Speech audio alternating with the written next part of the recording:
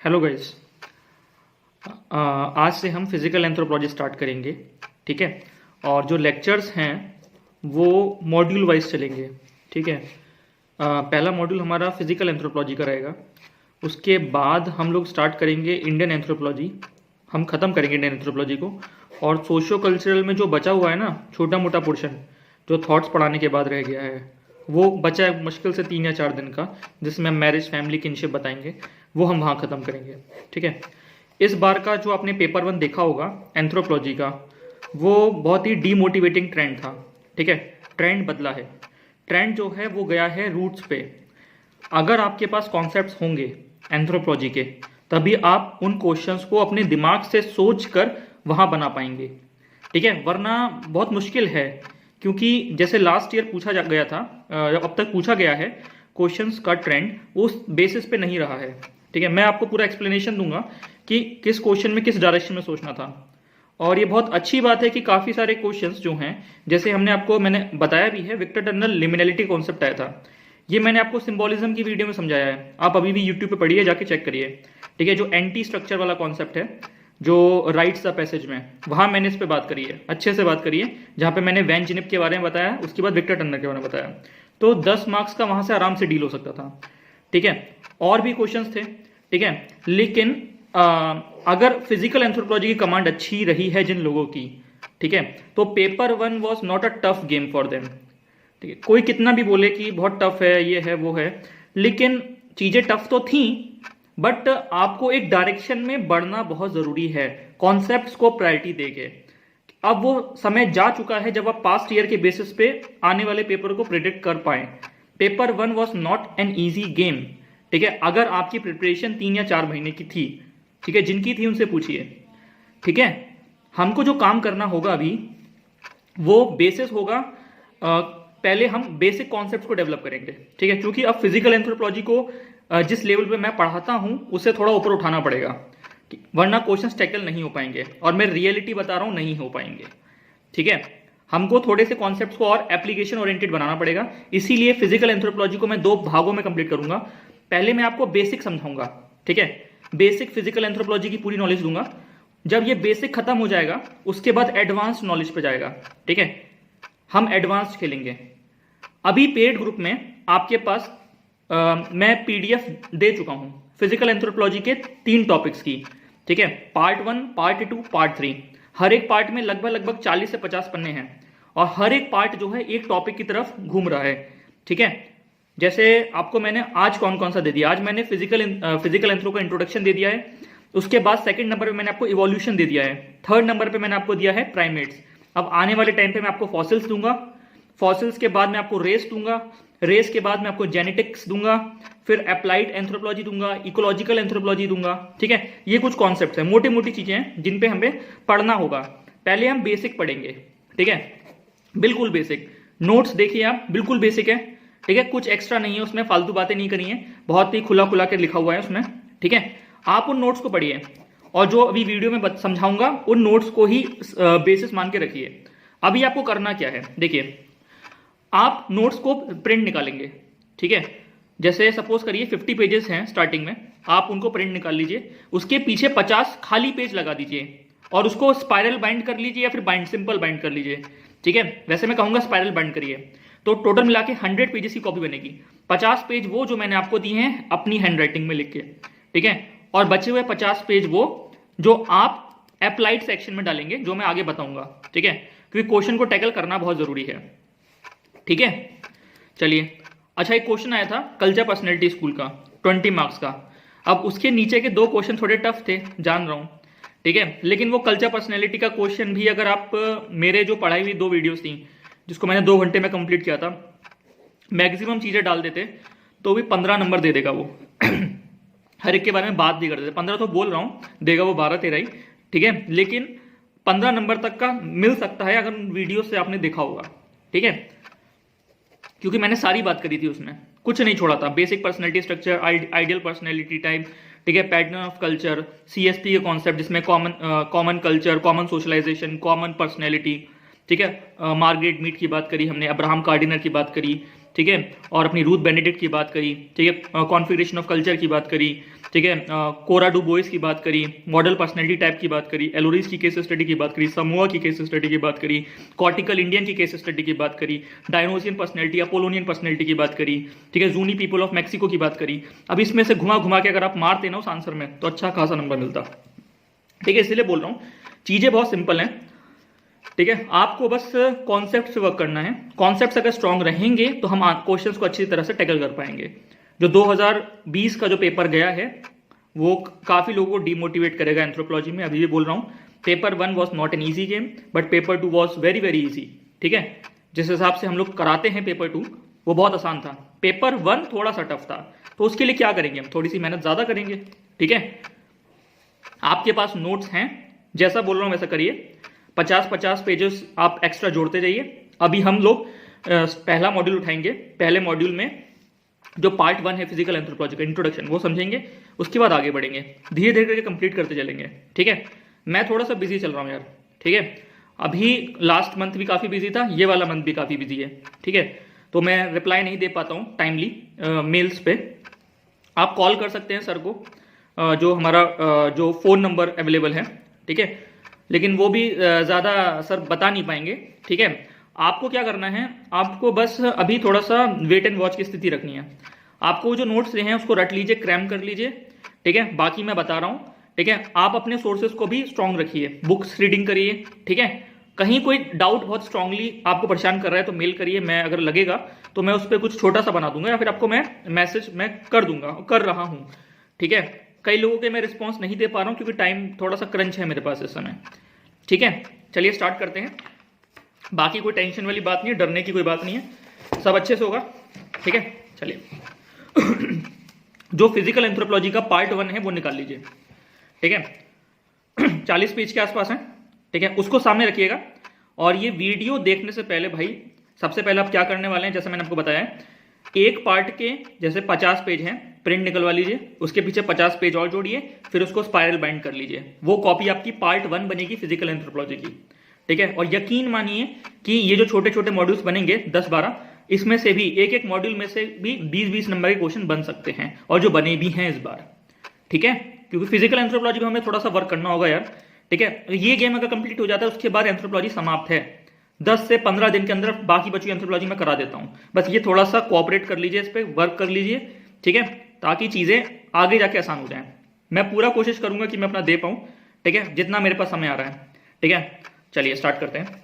Physical anthropology paper 1 250 marks में आता है ये। ठीक है, और जो पेपर 1 250 मार्क्स है उसमें हमारे पास 2 सेक्शन है, एक है सोशियो कल्चरल एंथ्रोपोलॉजी, एक है फिजिकल एंथ्रोपोलॉजी। ठीक है, अब कई बार फिजिकल एंथ्रोपोलॉजी जब आप अटेम्प्ट करते हैं तो 120 क्रॉस कर जाता है, कई बार सोशियो कल्चरल क्रॉस करता है। वो डिपेंड करता है कि किस तरीके से जो पेपर है सेट किया गया है। जैसे यूपी पीसीएस के जो पेपर होते हैं एंथ्रोपोलॉजी के वो स्ट्रेट फॉरवर्ड होते हैं, एक सेक्शन में एक ही टॉपिक से 3 क्वेश्चन होते हैं। यहाँ पे डिफरेंस है, एक कल्चर पर्सनैलिटी से पूछेगा, एक फिजिकल से पूछेगा, एक थॉट से पूछ लेगा। बात समझ में आ रहा है? तो ये टॉपिक्स, ये क्वेश्चन को करने के लिए आपको हर एक टॉपिक्स का कमांड होना चाहिए, हर एक सेक्शन का कमांड होना चाहिए। जब तक वो नहीं है तब तक आप जो है चॉइसेस को अडॉप्ट करने में दिक्कत आएगी। बात समझ में आ रही है? चलिए स्टार्ट करते हैं। पहले मैं थोड़ा सा सोशियो कल्चर एंथ्रोपोलॉजी के बारे में बात करता हूं। जैसे लिखा हुआ है बिल्कुल सेट पैटर्न में, आप पढ़ते जाइए। It deals with marriage, family, kinship, religion, economic anthropology, political anthropology. ठीक है, सही बात है, यही तो सिलेबस है सोशियो कल्चर एंथ्रोपोलॉजी का। ठीक है, अब हर एक क्या है, marriage, family, kinship, religion, economic, political anthropology, उसके बारे में आपको बताऊंगा। ठीक है, बस अभी ध्यान रखना कि सोशियो कल्चर एंथ्रोपोलॉजी में इन सब चीजों की बातें करते हैं। अब आगे बढ़ते हैं। It talks about the methods, methodology and techniques involve in field work. अभी किस बारे में बात हो रही है? हाइपोथेसिस फॉर्मुलेशन होता है, रिजल्ट कैसे बनाते हैं, डेटा को एनालाइज कैसे करते हैं, वो टूल्स क्या हैं जिससे डेटा कलेक्ट करते हैं, पार्टिसिपेंट ऑब्जर्वेशन क्या है, ठीक है, क्वेश्चनायर क्या है, इंटरव्यू क्या है, शेड्यूल क्या है, इन सब की बात हम यहाँ पे करेंगे। उसके बाद है the subject studies society of man, man की सोसाइटी के बारे में भी स्टडी करेगा, but keeping man as a reference, man यहाँ पे रेफरेंस रहेगा। ठीक है, एंड हिज डायमेंशंस, और मैन के dimension social, economic, political, biological, cultural view से। ठीक है, आपको इस ओरिएंटेशन में मैन की स्टडी करनी है। सोशल में what is a social aspect of man, what is a economic aspect of man, what is a biological aspect of man, what is a cultural aspect of man. अब ये क्या है, ये हम पढ़ाएंगे सोशियो कल्चरल में जब हम आगे खोलेंगे।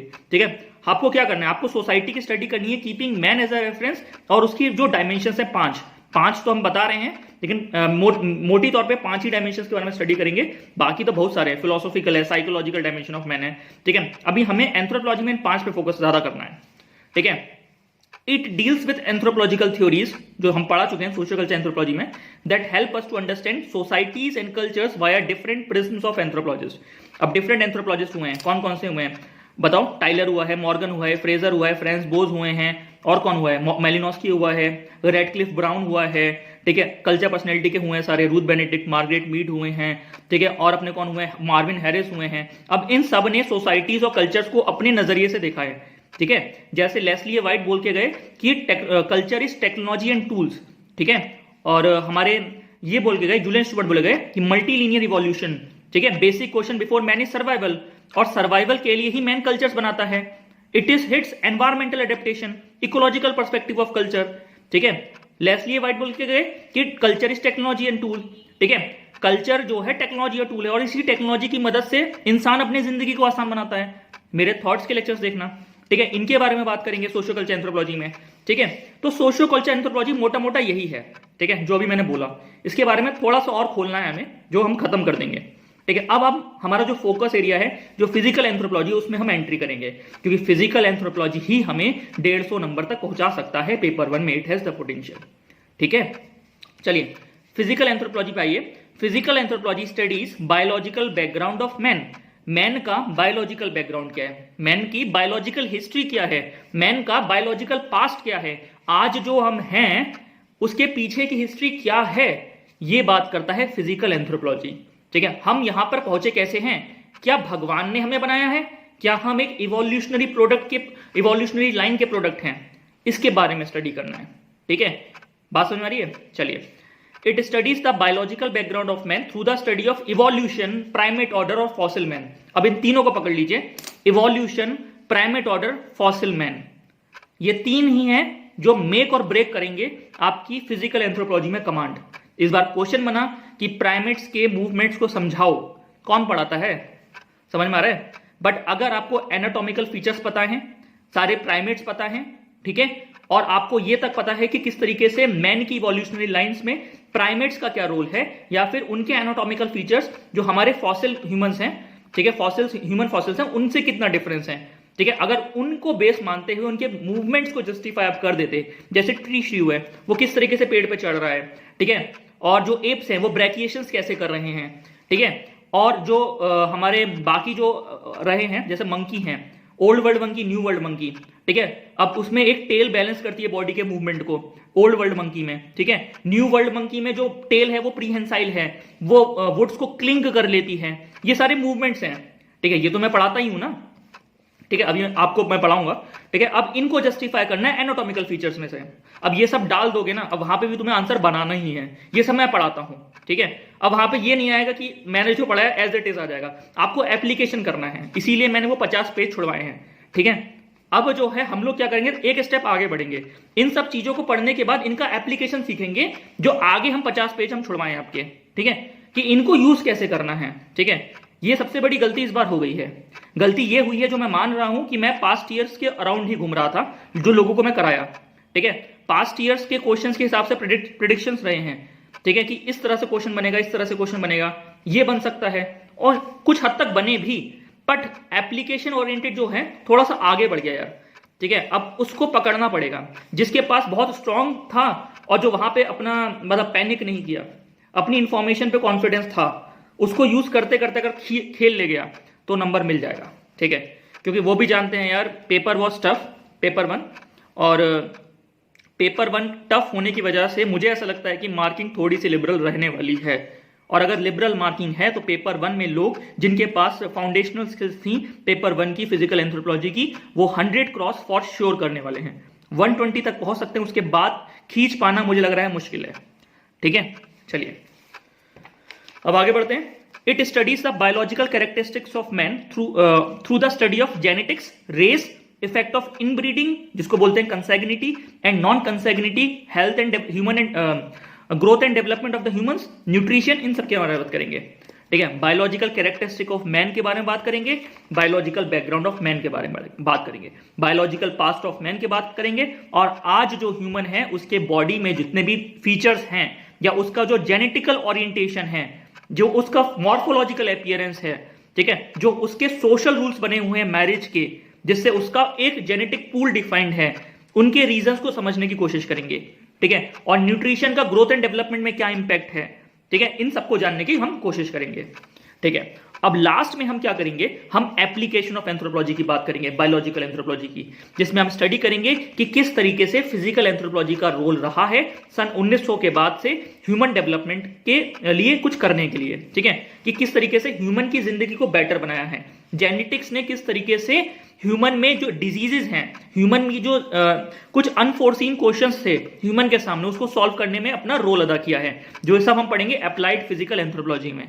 ठीक है, जैसे टर्नर सिंड्रोम हुआ, डाउन सिंड्रोम हुआ, पहले ये डिजीज हो जाती थी। ठीक है, आज जो है हमारे पास इतने अच्छे इंस्ट्रूमेंट्स बन चुके हैं जेनेटिक्स के, जेनेटिक इंजीनियरिंग के, कि हम इन सब को टैकल करने में आज हम सक्षम हैं और इनके पीछे के रीजन को हम जानने के लिए तत्पर भी हैं। ठीक है, बात समझ में आ रही है? तो ये घूम रही है डायमेंशंस। ठीक है, तो हमारा स्टार्ट हुआ था बेसिक फिजिकल एंथ्रोपोलॉजी से, जिसमें हम इवोल्यूशन, रेट्स, प्राइमेट ऑर्डर पढ़े, उसके बाद हम घुसे रेस में, फिर इनब्रीडिंग में घुसे, फिर हम कंसैग्निटी, नॉन कंसैग्निटी में घुसे, देन न्यूट्रिशन में घुसे, और थर्ड जो फेज है उसमें हम अप्लाइड फिजिकल एंथ्रोपोलॉजी, जिसमें हम डिजाइनर बेबीज तक हम आ गए हैं, ह्यूमन जीनोम प्रोजेक्ट था 2004 का, वहां तक हम आ गए हैं। ठीक है, अब ये सबको अलग अलग करके मत देखिए, ये सब कनेक्टेड है, ये सब एक स्टोरी लाइन में बना हुआ है। मैं आपको जो पढ़ाऊंगा एक स्टोरी के रूप में पढ़ाऊंगा, जिससे सब कनेक्ट हो जाएगा, क्योंकि क्वेश्चन जो है वो इंटरलिंकेजेस पे पूछ रहा है। ठीक है, वो ये नहीं पूछेगा कि केवल एक डायमेंशन को समझाओ, ठीक है, सोशल कल्चर एंथ्रोपोलॉजी की या फिजिकल एंथ्रोपोलॉजी की, वो पूछेगा ये सारी डायमेंशंस का होलिस्टिक व्यू समझाओ। अब होलिस्टिक व्यू तभी बता पाएंगे जब आपके पास इंटरलिंकेजेस होंगी। बात समझ में आ रही है? चलिए अब आगे बढ़ते हैं। तो 3 ब्लॉक्स ऑफ एंथ्रोपोलॉजी का डायग्राम देखिए। फिजिकल एंथ्रोपोलॉजी में सबसे पहले हम पढ़ेंगे इवोल्यूशन, उसके बाद हम पढ़ेंगे प्राइमेट ऑर्डर, फिर फॉसिल मैन। ठीक है, अब जो दूसरा ब्लॉक मैंने बनाया उसमें सबसे ऊपर पढ़ेंगे हम जेनेटिक्स, फिर रेस, फिर effect of consanguinity, non consanguinity, then nutrition, growth and development, और लास्ट नंबर पे हम पढ़ेंगे अप्लाइड फिजिकल एंथ्रोपोलॉजी। ये 3 ब्लॉक्स बनेंगे।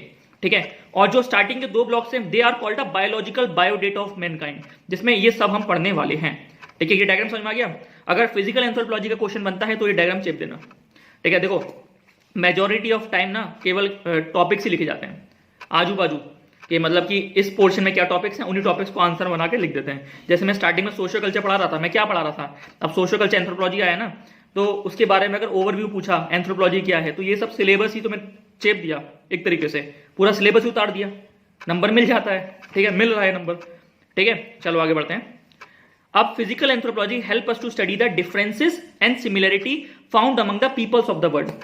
अब अफ्रीका का पीपल नेग्रिटो रेस है, ठीक है, इंडिया का पीपल का अलग मॉर्फोलॉजिकल फीचर है, अमेरिका का पीपल अलग मॉर्फोलॉजिकल पीपल है, कोई गोरा है, कोई गाला है, किसी के नॉस्ट्रल्स नथुल्ले चौड़े हैं, किसी के नैरो हैं, किसी की लंबी नाक है, किसी के एपिकेंथिक फोल्ड्स हैं, ठीक है, ऐसे करके चिपटी आंखें हैं मोंगोलाइट लोगों की, ठीक है, किसी के शॉर्ट स्टेच्योर है, कोई लंबा है।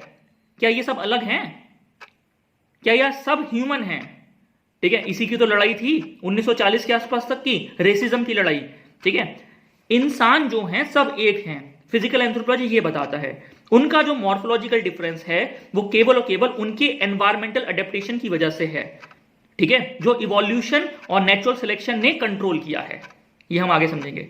ठीक है, तो रेस जो है एक मिथ है जिसको तोड़ेगा हमारा फिजिकल एंथ्रोपोलॉजी, जो ये बताएगा कि इंसान अलग अलग नहीं है, सब एक ही हैं।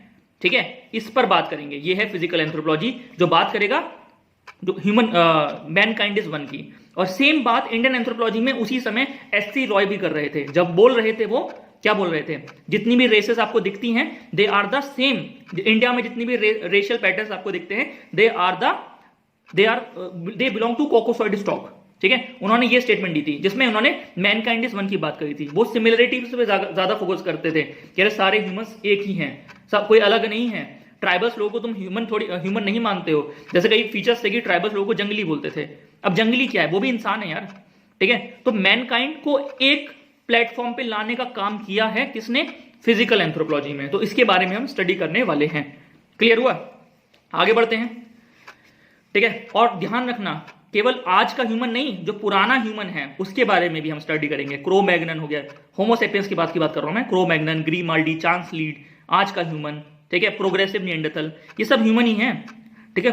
एनाटॉमिकल फीचर्स मैं समझाऊंगा कि किस तरीके से चेंज हुए हैं, ठीक है, किस तरह से रीढ़ की हड्डी जो है एस कर्व गई, किस तरह से फीमर स्ट्रेट हुई, किस तरह से लंबर कर्व्स डेवलप हुए, किस तरह से लीनियर एस्परा आया, ठीक है, ये सब मैं बताऊंगा, ठीक है। किस तरीके से जो है हमारा जो डेंटिशन है, जो हमारा इरेक्ट पोस्चर है, जो ब्रेन की क्रेनियल कैपेसिटी है डेवलप हुई और आज का मॉडर्न मैन बना। जो आज का मॉडर्न मैन बना है सब एक है, ठीक है, all are same, all are humans, they belongs to human race, ठीक है, जिसको हम रेस बोल देते हैं कई बार पे, उनको एक अलग दिखाने के लिए कि हम तो इंडियन हैं, हम तो इंडिया की रेस से बिलोंग कर रहे हैं, या फिर हम लोग इंडियन सब कॉन्टिनेंट की रेस को बिलोंग कर रहे हैं, आप अफ्रीकन रेस हैं, आप कोकोसाइड रेस हैं, अलग अलग आप जैसे रीजन वाइज बताते हैं। पहले ये भी था कि रशियन हैं आप यूरोपियन हैं, ठीक है, ऐसा कुछ नहीं है, सब ह्यूमंस हैं, ये बोलो, ये फिजिकल एंथ्रोपोलॉजी बोल रहा है, ठीक है। बात समझ में आ रही है? कोई शर्मा जी, कोई वर्मा जी, कोई खान साहब, कुछ नहीं, सब एक हैं। ये है फिजिकल एंथ्रोपोलॉजी जो यूनिटी प्रमोट कर रहा है, ठीक है। क्लियर हुआ? तो फिजिकल एंथ्रोपोलॉजी आपको यूनिटी पे फोकस करेगा। तो मैनकाइंड इज वन की बात करेगा physical anthropology, by acknowledging the differences and by showing the similarities. इतना समझ में आया? ठीक है, चलिए आगे बढ़ते हैं। It helps to serve the mankind by fighting against diseases के अगेंस्ट लड़ने के बारे में बताएगा, and knowing the reasons for prevalence of such diseases in modern times. जैसे आज जो है लाइफस्टाइल डिजीजेस हैं, दे आर डोमिनेटिंग, ठीक है। जैसे इंडिया में डुअल बर्डन है, लाइफस्टाइल डिजीजेस भी हैं, जैसे हार्ट अटैक आ रहा है, डायबिटीज है, और साइड में अगर आप जाओ ट्राइबल जंगलों में जाओ या विलेज में जाओ तो वहां पे कई सारी की माल न्यूट्रिशन की डिजीजेस भी हैं, ठीक है। तो इंडिया जो है डुअल बर्डन से डील कर रहा है, तो इनको किस तरह से टैकल करना है, क्या अप्रोच रहेगी आपकी, किस तरीके से आप डाइटरी पैटर्न्स को चेंज करवाएंगे, ये काम फिजिकल एंथ्रोपोलॉजी का है, ठीक है। इसके बारे में हम बात करेंगे, ठीक है। तो physical anthropology is a great gift given by anthropology to mankind, ठीक है, जिससे समाज में टॉलरेंस हुआ है, ठीक है। अब रेसिज्म का जो मिथ है, जो बहुत ज्यादा पीक पे था अपना हिटलर के समय, उसको ब्रेक किया है फिजिकल एंथ्रोपोलॉजी ने in the form of universal declaration of human rights which come after the second world war. ठीक है, इसको समझिए। तो इसके पीछे का रोल है फिजिकल एंथ्रोपोलॉजी का, ठीक है। उसकी रिसर्च ने यह बताया कि मैनकाइंड इज वन, 4 ही तरह के ब्लड ग्रुप है, ठीक है। ह्यूमन फीचर्स सब सेम है, एनाटॉमिकल फीचर्स, जो मॉर्फोलॉजिकल अपीयरेंसेस आपको दिख रहे हैं, they are just an environmental adaptation to the body living in a particular environment.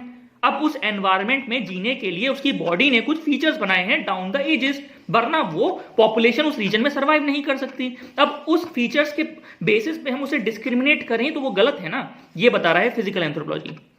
एक साइड पे आपके पास जैसे ये देखिए, ब्रिटिशर्स थे, वो इंडिया में आए, वो बोले हम गोरे हैं, हम सिविलाइज्ड हैं, ठीक है, और हम जो हैं हम आप पे रूल करेंगे। जैसे उन्होंने, मैक्स मुलर ने ये भी बोला कि आर्यन रेस ने इंडस वैली सिविलाइजेशन को समाप्त किया, क्योंकि आर्यन रेस सुपीरियर थी। ये सुपीरियर इंफीरियर जो है ना ह्यूमन रेस में, यही तो रेसिज्म है, यही तो डिस्क्रिमिनेशन है, ठीक है। इसको समाप्त किया है फिजिकल एंथ्रोपोलॉजी में। इतना क्लियर हुआ? ठीक है, अब आगे बढ़ रहे हैं। Here we are not studying biology, हम बायोलॉजी नहीं पढ़ने वाले हैं। आप कहीं भी जाइए आपको बायोलॉजी पढ़ाएंगे, फिजिकल एंथ्रोपोलॉजी के नाम पे आपको जगह जगह बायोलॉजी पढ़ाएंगे, आपको रेस पढ़ाएंगे, आपको ब्लड ग्रुप पढ़ा देंगे पूरा, आपको हार्मोन्स पढ़ा देंगे सारे, वो सब फिजिकल एंथ्रोपोलॉजी नहीं है। क्योंकि आपकी जो कॉपी चेक करेगा वो एक एंथ्रोपोलॉजिस्ट चेक करेगा, उसको बायोलॉजी से कोई लेना देना नहीं है। हम उतना ही बायोलॉजी लिखेंगे अपने आंसर्स में जितना सामने वाले को समझ में आएगा, वरना वो सामने वाले को डॉक्टर समझ के काट देगा, या फिर उसको समझ में नहीं आएगा तो फिर क्या फायदा। हो सकता है कि उसको समझ में आ रहा है तो वो नंबर भी देने में कतराए, क्योंकि उसका हम एंथ्रोपोलॉजिकल सिग्निफिकेंस नहीं दे पाएंगे अपने आंसर में, ठीक है। हमारा कोई भी आंसर होगा उसका एंथ्रोपोलॉजिकल सिग्निफिकेंस होगा। फिजिकल एंथ्रोपोलॉजी में हम बात करेंगे कल्चर्स की, सोशियो कल्चर्स की भी, और सोशियो कल्चर में हम बात करेंगे फिजिकल की भी। यही तो इंटरलिंकेजेस है जो डेवलप करने हैं। क्लियर हुआ? चलो, here we are not studying biology, हम बायोलॉजी की बिल्कुल बात नहीं करेंगे। We have to study the biological issues surrounding man from socio cultural point of view. बात सुन रही है? अगर इनब्रीडिंग है, अगर किसी पॉपुलेशन में क्लोज रिलेटिव्स की मैरिज हो रही है तो उनका ये कल्चरल रूल है, और उस कल्चरल रूल से उनकी मॉर्फोलॉजी या उनके अंदर जो इनब्रीडिंग के जो हार्मफुल इफेक्ट्स हैं वो किस तरीके से अपने आप को एक्सप्रेस कर रहे हैं। बात समझ में आ रही है? आगे बताऊंगा, ठीक, हम इसके बारे में बात करेंगे, ठीक है, चलिए हमें क्या करना है अब आगे देखिए। Evolution, primate order, fossil man, genetics, race, we have to study them via lens of anthropological perspective using anthropological methods. Anthropological methods की मदद से हमें काम करना होगा। सबसे पहली बात जो मैंने इंपॉर्टेंट डाली है इसमें, पहले मैं पॉइंट्स बता देता हूं। Don't biologize anthropological issues. Anthropological issues को कभी बायोलॉजाइज मत करना, कभी भी बायोलॉजिकल टॉपिक्स को हावी मत कर देना अपनी बायोलॉजिकल दिमाग से, ठीक है। आप जो है मैन के पर्सपेक्टिव में बात कर रहे हैं। Anthropology is the study of man, जिसमें जो मोटी मोटी बात है ना वो सोशियो कल्चरल ही है, ठीक है। अगर आपको बायोलॉजिकल एस्पेक्ट समझाना है तो सोशियो कल्चरल डायमेंशन साथ रखना ही होगा, इतना समझ में आया? अब ये एंथ्रोपोलॉजिकल मेथड्स क्या हैं इसके बारे में स्टडी करेंगे। फील्ड वर्क हो गया, कंपैरेटिव मेथड हो गया। जैसे field work method of research है और comparative method method of study है, ठीक है, वो सब बताएंगे आपको। रेसेस में कंपैरेटिव मेथड का इस्तेमाल होता है, जहां पे आप डिफरेंट रेसेस को, कितनी रेसेस हैं, कोकोसॉइड है, मोंगोलॉइड है, नेग्रोइड है, इनके फीचर्स को कंपेयर करते हैं आपस में, फिर डिराइव करते हैं कि कौन सा फीचर क्यों है और किस तरीके से उसकी इवोल्यूशनरी हिस्ट्री रही है, इसके बारे में बात करते हैं, ठीक है। अब आगे बढ़ो। ब्रांचेस ऑफ एंथ्रोपोलॉजी में जो हम डायमेंशंस खोलते हैं, एक तो फिजिकल एंथ्रोपोलॉजी जो हम पढ़ रहे हैं, सोशियो कल्चरल एंथ्रोपोलॉजी जो हम पढ़ चुके हैं काफी हद तक और कुछ पढ़ना है, पॉलिटिकल एंथ्रोपोलॉजी में हम पढ़ेंगे, इकोनॉमिक एंथ्रोपोलॉजी भी हम पढ़ेंगे, ठीक है, जो सोशियो कल्चर में हम बात कर रहे हैं, ठीक है। नोट्स मैं आपको दे दूंगा, ठीक है, जो पेड ग्रुप है उसमें नोट्स जाते रहेंगे कंटिन्यूअस, ठीक है। अब आगे क्वेश्चन आया था 1996 में, जहां मैंने लिखा है social science is a science और ह्यूमैनिटीज। मेरे नोट्स में आपको क्वेश्चंस मिलेंगे खूब सारे। क्यों मिलेंगे? क्योंकि काफी पास्ट ईयर्स में कवर कर रहा हूं नोट्स के साथ, ठीक है। उसके अंदर थोड़ी थोड़ी बातें मैं करूंगा, अब उसको समझ लेना, कहीं ना कहीं यूज हो जाएगी, इंपॉर्टेंट है इसलिए नोट्स में डाला है, वरना मैं नहीं डालता, ठीक है। अब एक क्वेश्चन बना था, social science is a science और ह्यूमैनिटीज। जो हमारी सोशल साइंस है, क्या वो साइंस है क्या ह्यूमैनिटीज है? जैसे एंथ्रोपोलॉजी है, क्या एंथ्रोपोलॉजी इज साइंस या anthropology is an arts subject, इसके बारे में बात है। तो क्वेश्चन का आंसर देखिए, social science is a science more since its methods are scientific. जैसे फील्ड वर्क और कंपैरेटिव मेथड, एक साइंटिफिक अप्रोच के थ्रू मेथड्स डेवलप किए गए हैं कि इसके बाद ये, इसके बाद ये, इसके बाद ये, अगर ये है तो ये होगा, ये है तो ये होगा। ये कुछ साइंटिफिक मेथड है, कॉज एंड इफेक्ट लगा हुआ है, ठीक है। तो अगर इसके अंदर साइंटिफिक मेथड्स हैं तो सोशल साइंस थोड़ा साइंस ज्यादा है। That gives objectivity to the subject. जो साइंटिफिक मेथड्स हैं यस और नो की बात करते हैं, तो इसका मतलब वो ऑब्जेक्टिविटी दे रहे हैं सब्जेक्ट को with an element of rationality, reducing subjectivity. बात समझ आ रही? रैशनैलिटी मतलब रीजंस दे रहे हैं, क्लियर है। It studies all issues in a society like marriage, family, kinship in a comparative methods. अब कंपैरेटिव मेथड ना, दो सोसाइटी के अपने कल्चर से उनको कंपेयर करना ही तो कंपैरेटिव मेथड है।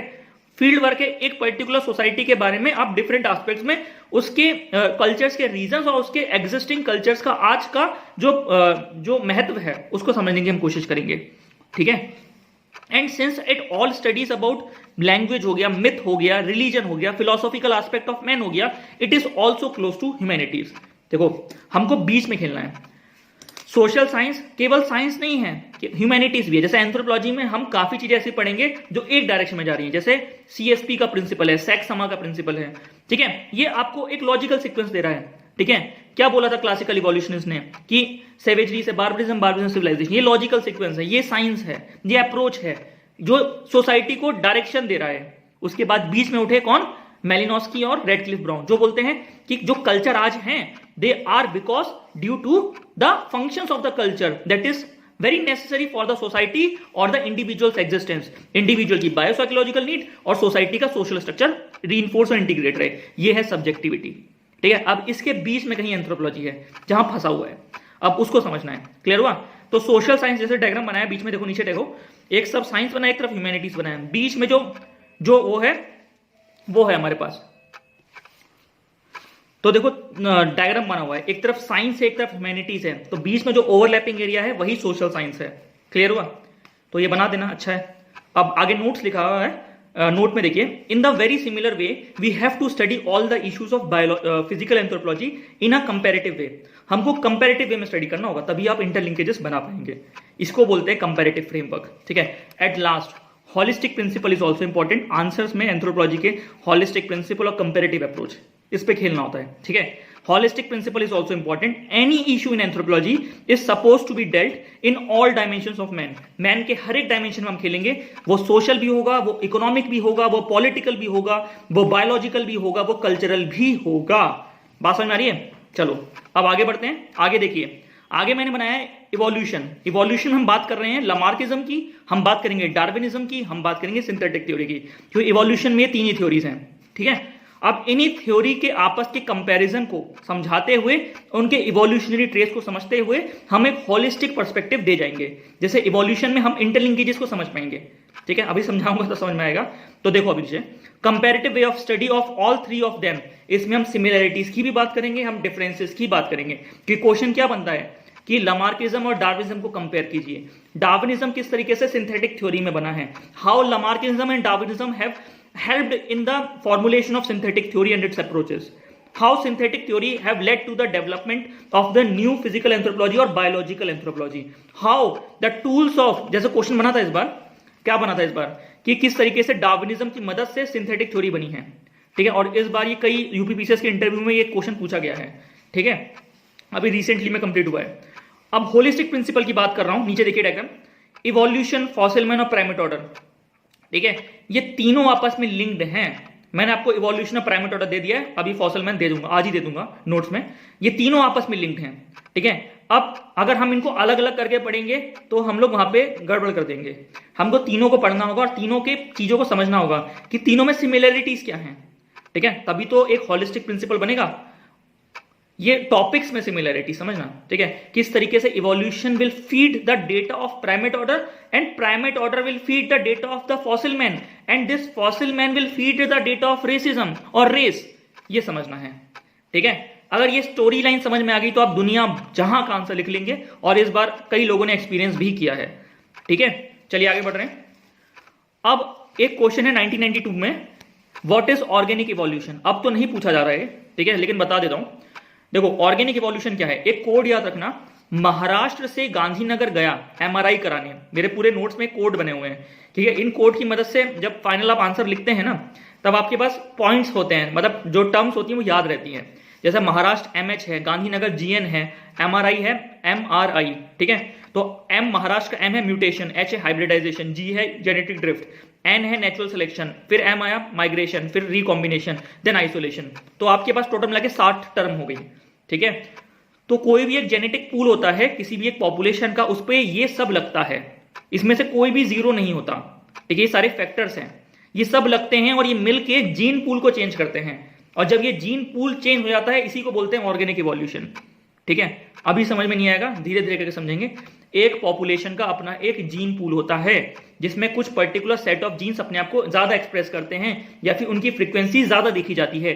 अब जब ये सब फैक्टर्स लगते हैं ना, ये महाराष्ट्र से गांधीनगर गया एमआरआई कराने, ठीक है, mutation, hybridization, genetic drift, natural selection, migration, recombination, isolation, जब ये सब लगते हैं तब जाके हमारे पॉपुलेशन का जो जीन पूल होता है ना, जो ओरिजिनल जीन पूल होता है, उसमें चेंजेस आते हैं, एक ड्रिफ्ट महसूस होता है, ठीक है। जो नया जो जीन पूल बनता है उसे बोलते हैं ऑर्गेनिक इवोल्यूशन का प्रोडक्ट, ठीक है। अब सुनो, organic evolution means that the living beings modify and adapt, modify करेंगे, अडेप्ट करेंगे। भाई जीन पूल चेंज हो रहा है तो उनकी मॉर्फोलॉजी भी तो चेंज करेगी, एनवायरमेंट में रहने की क्षमता भी तो उनकी मॉर्फोलॉजी डिफाइन करती है, ठीक है। जैसे पहाड़ों में जो लोग रहते हैं और जो प्लेन में जो लोग रहते हैं, उनकी मॉर्फोलॉजी को देखो, उनकी छाती चौड़ी होती है, कुछ लंबे होते हैं, गोरे होते हैं, जो प्लेन में रहते हैं नाटे होते हैं, ठीक है। हर एक ज्योग्राफी जो है वो डिफाइन करती है किस तरह के लोग होंगे, ठीक है। Organic evolution means that the living beings modify and adapt according to the ever changing environmental needs, consequently it leads to the change in the gene frequency, जिसकी मैं बात कर रहा था। तो ऑर्गेनिक इवोल्यूशन है क्या, gradual process of change in the gene frequency of a population. तो फैक्टर्स कौन कौन से लगेंगे, जैसे डायग्राम बनाया, डायग्राम देखो, gene pool of a population, कितने फैक्टर लग रहे हैं, म्यूटेशन हो गया, रिकॉम्बिनेशन हो गया, माइग्रेशन हो गया, आइसोलेशन हो गया, हाइब्रिडाइजेशन हो गया, जेनेटिक ड्रिफ्ट हो गया, नेचुरल सिलेक्शन हो गया। अब ये क्या है मैं समझाऊंगा आगे जाके, ये सब काम करेंगे और इनमें से कोई भी एक जीरो नहीं होगा, भले ही उनका कंट्रीब्यूशन कम हो पर कुछ ना कुछ तो हर कोई करेगा, ये सिंथेटिक थ्योरी बताऊंगा, ठीक है। और इनकी मदद से gene pool of a population change करेगा, और ये change gene pool, gene frequency जो है, यही ऑर्गेनिक इवोल्यूशन है। अब याद रखना, ये जितने सारे फैक्टर्स हैं, इसमें जो मेन फैक्टर है, जो माई बाप है, ठीक है, जो बिग ब्रदर हैं, जो ड्राइवर हैं, वो है हमारे नेचुरल सिलेक्शन, जिसको डिफाइन किया था और जिसके बारे में थोड़ी सी बात करी थी, स्टार्टिंग में ही बात करी थी, इंट्रोड्यूस किया था, वो थे हमारे चार्ल्स डार्विन। उनकी किताब थी 1859, बताओ, ऑरिजिन ऑफ द स्पीशीज, ठीक है। वहां से हम डार्विन में घुसेंगे तो हम बताएंगे आपको क्लियर हुआ? हो गया क्लियर? ठीक है, तो ये सारा कोड लिखा हुआ है इसके अंदर, याद कर लेना। अब एविडेंस ऑफ इवोल्यूशन कैसे, हमें पता चला कि ह्यूमन जो है एक इवोल्यूशनरी प्रोडक्ट है। What was the evidence? देखो, we human beings trace through the evolution histories of different fossils across time and space. Different time और स्पेस में जैसे फॉसिल्स मिले हैं, जैसे लीकी मैन ढूंढा गया, ठीक है, ऑस्कर लेनिस ने कुछ ढूंढा, ठीक है, रेमंड डार्ट ने कुछ ढूंढा, याद आ रहा है, यूजीन डुबोइस ने कुछ ढूंढा, ये बताऊंगा वैसे, ठीक है, जैसे यूजीन डुबोइस ने क्या ह्यूमो इरेक्टस ढूंढा था 1891 में, रेमंड डार्ट ने 1924 में ऑस्ट्रेलोपिथेकस ढूंढा था शायद, याद करो मुझे याद नहीं आ रहा, ऑस्कर लेनिस थे शायद जिन्होंने 1932 में रामापिथेकस ढूंढा था, ठीक है, 1957 में हैकेल ने किसको ढूंढा था, 1954 में निएंडरथल को ढूंढा था, ठीक है। उसके बाद मिसिंग लिंक का कॉन्सेप्ट आया था हैकेल के द्वारा, 1859 में हमारी चार्ल्स डार्विन की थ्योरी आई थी, तो और लीकी मैन ने लीकी ने ढूंढा था ओल्डुवाई रोज गॉर्ज में, क्या ढूंढा था, होमो हैबिलिस ढूंढा था, ठीक, घबराना नहीं है, बताऊंगा सीधे सीधे, ठीक है। और मॉरिटेनिकस मैन की खोज हुई है, ठीक है, रोडेशियन मैन खोजा गया है, चाइना मैन खोजा गया है, पैकिंग मैन, ठीक है, और जावा मैन खोजा गया है, नर्मदा मैन खोजा गया है। अब ये डिफरेंट डिफरेंट जगह पे डिफरेंट डिफरेंट फॉसिल्स मिल रहे हैं, ठीक है। अब ये सारे फॉसिल्स ही तो एविडेंस हैं कि आज का जो ह्यूमन बना है वो कैसे बना है। अब इन फॉसिल्स में जो एनाटॉमिकल चेंजेस हुए हैं, हड्डियां किस तरीके से फॉर्म हुई हैं, ब्रेन की क्रेनियल कैपेसिटी किस तरह से बढ़ी है, आईज का सॉकेट किस तरीके से ऊपर नीचे हुआ है, या नेजल नोज किस तरह से डेवलप हुई है, बात समझ आ रही है। अगर इसको हम कार्बन डेटिंग के जरिए, एज के जरिए हम एक सीक्वेंस देंगे ना इन फॉसिल्स को, तो हम आज के मॉडर्न मैन तक पहुंच जाएंगे। और ये सीक्वेंस क्या है बताओ? सबसे पहले क्या है, रामापिथेकस ऑस्ट्रेलोपिथेकस, फिर आया होमो इरेक्टस के बाद निएंडरथल के बाद मॉडर्न मैन। तो इस तरीके से एक सीक्वेंस बना है, और इसी सीक्वेंस में अगर हम इनको रखते हैं, इनके फॉसिल्स को रखते हैं, जो भी कुछ मिला है, फिर उनके चेंजेस को समझने की कोशिश करते हैं, ठीक है, तब हमको समझ में आएगा कि modern man is an evolutionary product. Clear हुआ? We are not created by God, भगवान ने हमें नहीं बनाया है, ठीक है, बात समझ में आ रही है। हमारी कुछ एक बायोलॉजिकल पास्ट है, वहां से इवॉल्व होते होते होते होते हम यहां तक पहुंचे हैं। हमारी जीन फ्रीक्वेंसी चेंज हुई है, जीन फ्रीक्वेंसी की वजह से हमारी मॉर्फोलॉजी चेंज हुई है, हमारे एनवायरमेंट की नीड्स ने हमारे को इस तरह का इंसान बनाया है। और ये जो जैकेट देखते हो, ये सूटर देख रहे हो, ठीक है, और जो भी फीचर आप देखते हो, ये माउस देख रहे हो, what are they are the cultural products जो इंसान ने अपनी जिंदगी को आसान करने के लिए बनाया है, ठीक है। और इंसान की बॉडी ने जो मॉर्फोलॉजिकल फीचर्स बनाए, जो हाथ जो हमारे खुल गए, ठीक है, जो हमारे हाथ जो प्रीहेंसाइल हो गए, जो घूमता है ना पूरा हाथ, ठीक है, हमारा ब्रेन इतना चौड़ा हो गया, ये ब्रेन जो बना है, ठीक है, जो नोज की ब्रिज बनी है, ठीक है, ये हमारा बना है, मतलब समझ रहे हो, ये मैं बताऊंगा अभी आके आके, ये चिन बनी है, ठीक है, ये सब क्या है, नेल्स जो बने हैं, ये सब हमारे बॉडी ने बनाए हैं, और बॉडी के ऊपर हमने बनाए हैं, ठीक है, बॉडी ने हमारी जिंदगी को आसान करने के लिए बनाया है, ठीक है। हम देखो बॉडी जो बनाया है ना, वो केवल जूलियन स्टीवर्ट वाला बनाया है, ठीक है। Basic question before man is survival, केवल मैन सर्वाइव कर जाए एनवायरमेंट में, उतना चेंजेस ले आओ, और ये थोड़ा लॉन्ग टर्म चेंज है, ठीक है। उसके बाद जब हमारा ब्रेन बहुत ज्यादा डेवलप हो गया, तब हमने इसके आगे अपनी जिंदगी को आसान करने के लिए ये सब बना दिया, सूटर बना दिया ठंड से बचने के लिए, ठीक है, स्पेक्स बनाया अगर हमें नहीं दिख रहा है, ठीक, ये सब क्या है, ये मैन के द्वारा बनाए हुए कल्चरल टूल्स हैं अपनी जिंदगी को आसान करने के लिए, ठीक है। ये सब मैं बता चुका हूं थॉट में, अगर थॉट अच्छे से करा हुआ है तो कोई दिक्कत नहीं है, सब कंप्लीट हो जाएगा, ठीक है। अब आगे बढ़ते हैं, पहले कर लेना उसे थॉट को, इसलिए पढ़ाया है। अवर फोकस ऑफ पॉपुलेशन, हमारी कौन सी पॉपुलेशन फोकस है, ह्यूमन पॉपुलेशन पे फोकस है। And evidence of human population is, जो ह्यूमन पॉपुलेशन का एविडेंस है वो है फॉसिल्स, तो fossil is the evidence of human population, ठीक है। अब जो इवोल्यूशनरी प्रोडक्ट में है उसका एविडेंस क्या है, उसका सबूत क्या है, वही तो फॉसिल्स हैं। रामा का फॉसिल मिला, ऑस्ट्रेलो का मिला, होमो इरेक्टस का मिला, चांसलीट का मिला, क्रो-मैग्नन का मिला, ग्रीमाल्डी का मिला, व्हाट आर दे, यही तो फॉसिल्स हैं जिनकी स्टडी करेंगे। और इन्हीं फॉसिल्स की वजह से हम ये बता पाने में सक्षम हुए कि बॉडी ने जो आज फीचर्स बनाए हैं वो क्यों बनाए हैं, ठीक है, बात समझ में आ रही है। और हम जो है एक इवोल्यूशनरी प्रोडक्ट, इवोल्यूशनरी लाइन के प्रोडक्ट हैं, we are not created by God, ये बात हमें करनी है एंथ्रोपोलॉजी में, ठीक है। The term evolution deals with how existing form of life, that is men, have evolved from pre-existing form of life, जो पहले जो लाइफ हुआ करती थी और आज जो लाइफ है किस तरीके से हम इवॉल्व करे हैं, यही है इवोल्यूशन, ठीक है। Change in the organic, change in the gene frequency is organic evolution, यही ऑर्गेनिक इवोल्यूशन की मैं बात कर रहा हूं, ठीक है, we shall show here that modern man have evolved from Neanderthal. सबसे पहले रामा था, रामा के बाद ऑस्ट्रेलो बना, ऑस्ट्रेलो के बाद होमो बना, होमो के बाद निएंडरथल बना। All of them are pre existing form of life, ये सारे ही सारे pre existing forms of life हैं। नोट्स के साथ साथ चलना वरना गड़बड़ हो जाएगी, ठीक है। अब आगे बढ़ते हैं, जैसे डायग्राम बना हुआ है पूरा ऐसे मारना। They provide the evidence that human evolution have occurred, Rama से ऑस्ट्रेलो, ऑस्ट्रेलो से होमो, होमो से निएंडरथल। ऊपर के चारों फॉसिल्स है, नीचे का आज हम सामने बैठे हैं, इससे बड़ा एविडेंस क्या है, ठीक है। So evolution should not be studied in isolation, isolation में मत पढ़ना। There is a need to draw comparison among the topics for better understanding, जिसकी मैं बात करता हूं। We will use primate data, जो हम प्राइमेट्स के बारे में पढ़ेंगे, in the study of race, race में हम उसको यूज करेंगे। So interlinkages among the topics needs to be established, ठीक है। Anthropology propagates the principle of holism which suggest never study any topic in isolation, किसी भी टॉपिक को isolation में नहीं पढ़ना है, since all are interrelated, सब इंटर रिलेटेड है, क्योंकि तभी आप एप्लीकेशन एंथ्रोपोलॉजी जो आंसर में करना है तब आप कर पाएंगे, ठीक है। क्लियर हुआ? अब ये डायग्राम बनाया छोटा सा, कुछ नहीं है, बकवास है। अब आगे बढ़ो। Modern man is and product of this evolutionary process, ठीक है। एंड फॉसिल्स आर लिंक्स, ये फॉसिल्स ही तो लिंक हैं जो बताएगा कि किस तरीके से इंसान इवॉल्व करा है, which explains to us about the structural changes, anatomical changes, body में किस तरीके से फोरेमन मैग्नस बताऊंगा किस तरीके से चेंज होकर ब्रेन के नीचे आई है, किस तरीके से हमारी जो स्पाइनल कॉर्ड है कर्व्ड हुई है, पहले स्ट्रेट थी फिर कर्व्ड हुई है, किस तरह से फीमर जो कर्व था पहले वो स्ट्रेट हो गया है, किस तरीके से लीनियर एस्पेरा बना है, किस तरह से लंबर कर्व्स डेवलप हुई हैं, किस तरह से इलियम जो है, इलियम ईशियम के बीच का एंगल जो है वो बड़ा हुआ है या छोटा हुआ है, ठीक है, किस तरीके से डिफरेंशिएशन हुआ है इलियम में सॉरी, ठीक है, ये सब हम पढ़ेंगे। And fossils are links which explains to us about the structural changes that have occurred in man down the ages across time and space, इसके बारे में बात करेंगे। तो fossils are the missing links between ape and man. अगर question आएगा what are fossil missing links, तो आप बात करेंगे फॉसिल्स की। तो क्वेश्चन क्या क्या रहे हैं सुनो, what do you mean by missing links लिख पाएंगे, what are missing links between ape and man लिख पाएंगे, वही सब बात करेंगे। Ramapithecus, Australopithecus, Neanderthal, Homo erectus. Fossils are evidence of human evolution लिख पाएंगे।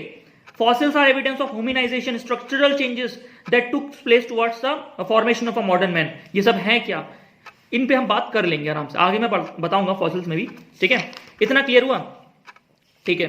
अब आप देखिए एक डायग्राम और बनाया आगे, और उसमें एक स्क्वायर बनाया मैंने। स्क्वायर के अंदर E1 लिखा है, E2 लिखा है, E3 लिखा है, E4 लिखा है, ठीक है।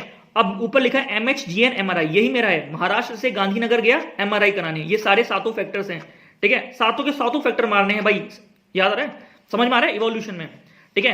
जैसे ही किसी एक पॉपुलेशन पे एक एनवायरनमेंट में ये सातों फैक्टर्स प्रीडोमिनेट कर रहे हैं, ठीक है, क्योंकि उस एनवायरनमेंट में बॉडी को रहने के लिए, सर्वाइव करने के लिए कुछ नीड्स हैं, तब ये फैक्टर्स अपने आप को डोमिनेट करेंगे, जिनको ड्राइव करेगा नेचुरल सिलेक्शन।